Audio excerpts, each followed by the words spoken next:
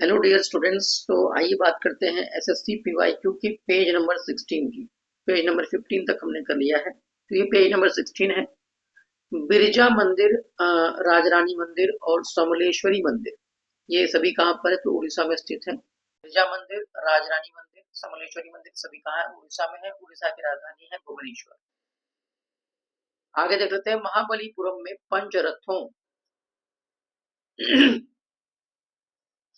महाबलीपुरम में पंचरथों में से 4 रथ, एक तो धर्मराज युधिष्ठिर जी का है, युधिष्ठिर रथ, दूसरा भीम रथ है, तीसरा अर्जुन रथ है, और चौथा जो है ये नकुल सहदेव रथ है। इनका साथ में एक ही रथ है। पांचवें रथ का क्या नाम है? तो पांचवें रथ का नाम है द्रौपदी रथ। ठीक है। तो महाबलीपुरम तमिलनाडु में है। तमिलनाडु की राजधानी है चेन्नई। महाबलीपुरम में पंच रथों में से 4 रथ किसके हैं? धर्मराज युधिष्ठिर के हैं। भीम रथ, अर्जुन रथ, नकुल सहदेव रथ। पांचवें रथ का नाम है द्रौपदी रथ। धर्मराज रथ स्मारक स्थित कहाँ पर है? महाबलीपुरम में। भी आप पढ़ करके आए। धर्मराज, पांचों पांडवों में धर्मराज किसे कहा जाता था?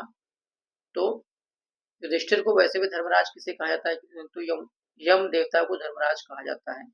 ठीक है। तो यम देवता के एक प्रकार से ये अंश थे युधिष्ठिर जी। रणकपुर में स्थित प्रसिद्ध मंदिर का क्या नाम है? तो एक जैन मंदिर है रणकपुर में। आप कमेंट सेक्शन में बताइए कि रणकपुर कहाँ पर है। तो रणकपुर में एक प्रसिद्ध जैन मंदिर है। कंदरिया महादेव मंदिर, ये कहाँ पर है? तो ये खजुराहो में है। खजुराहो मध्य प्रदेश में। और धंगदेव जो शासक थे आपके चंदेलों के, तो उनका प्रमुख योगदान है इस मंदिर के निर्माण में। कंदरिया महादेव मंदिर। प्राचीन नीमराना बावड़ी राजस्थान की किस जिले में स्थित है? तो राजस्थान के अलवर जिले में स्थित है नीमराना बावड़ी। यहाँ पर अगला टॉपिक है प्राचीन कालीन साहित्य। प्राचीन कालीन साहित्य के बारे में बात करेंगे। तो स्टेटमेंट क्या है? कौन पुस्तक का नाम है? Natural history. नेचुरल हिस्ट्री जो पुस्तक है, इसको रोमन लेखक प्लिनी ने लिखा है। प्लिनी द एल्डर द्वारा लिखी गई थी। क्या नाम था पुस्तक का? Natural history. लिखा है, रोमन लेखक थे। रोम के लेखक का नाम था प्लिनी द एल्डर कहा जाता था।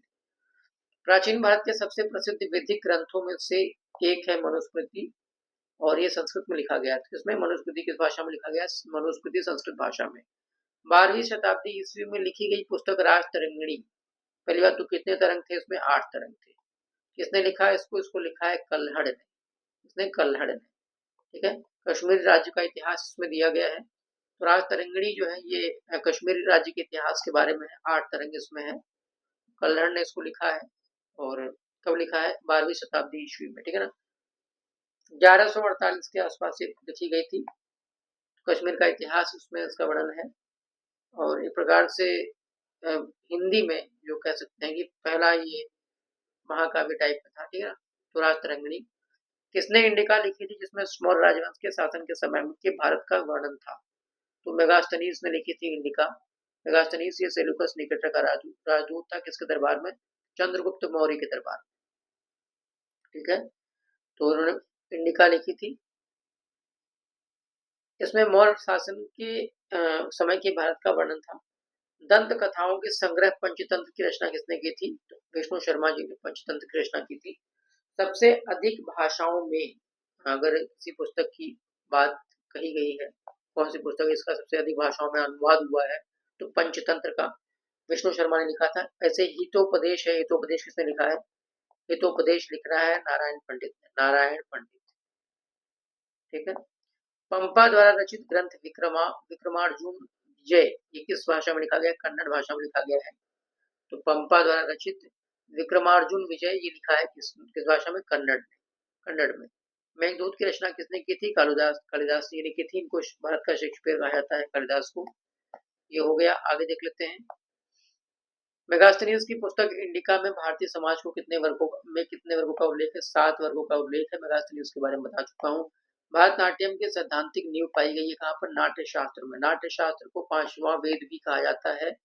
इसको इसकी रचना किसने की? भरत मुनि ने की है नाट्य शास्त्र। ठीक है ना। भरत मुनि। अभी किसी एग्जाम में पूछा गया था, छत्तीसगढ़ पीसी से पूछा गया था। भरतनाट्यम को सादिर भी कहते हैं। सादिर। सादिर भी कहते हैं। इसी को याद रखना। सादिर ये तमिलनाडु का शास्त्रीय नृत्य है। हर्षवर्धन के बाद दरबारी कवि और हर्षचरित के लेखक थे कौन? बाणभट्ट। इन्होंने लिखी थी पुस्तक हर्षचरित। ठीक है ना। अभी आपको यहाँ बताया गया हर्षचरित लिखा है। ठीक है ना। कादम्बरी की रचयिता भी यही है। हर्षचरित और कादम्बरी किसने लिखा है? बाणभट्ट ने लिखा है। कादम्बरी भी याद रखना है, इसको नोट करना, कादम्बरी।